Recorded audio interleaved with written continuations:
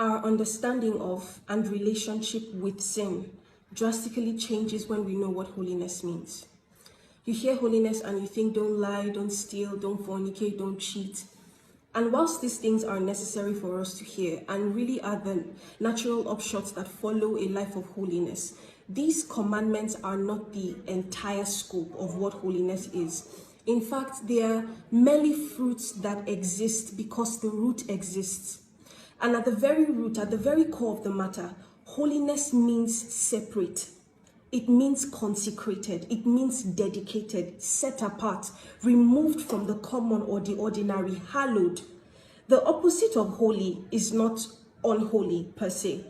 The opposite of holy is common, regular, like the rest. We call God holy because he's like no being that is.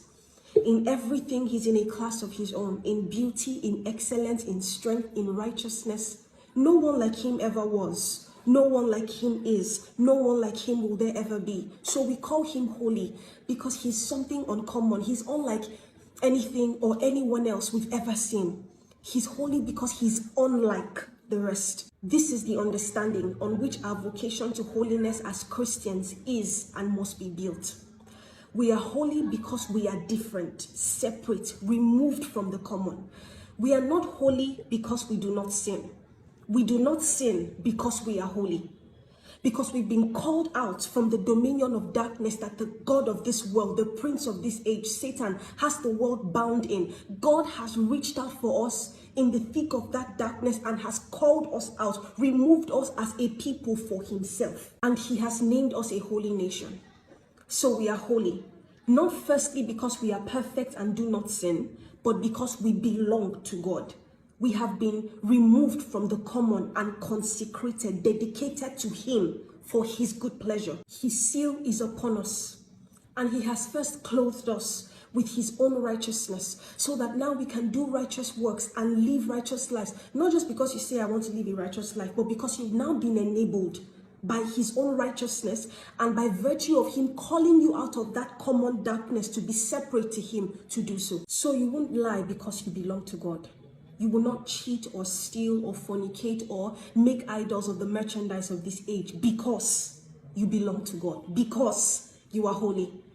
You will not live a life governed by mammon or yield to the deception of liberalism, this gospel of you that the world constantly tries to shove down your throat. Or do whatever makes you happy, your body, your choice. This hedonistic philosophy that brings out the most selfish, most depraved parts of a man.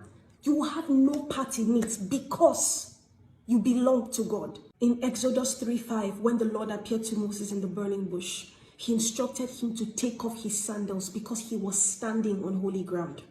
That ground did nothing to be qualified as holy, except that in that moment it was the ground that God was standing on. It was the ground that God had dedicated for his own use. That ground belonged to God, and so it was called holy.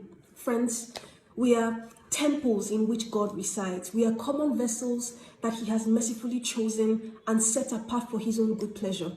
We shake hands with mortal men that have our admiration and respect, and some of us jokingly say that we'll never wash our hands again.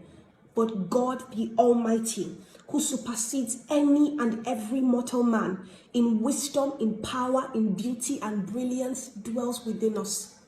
If we fear the King, and we should, we will not debase the home which he inhabits.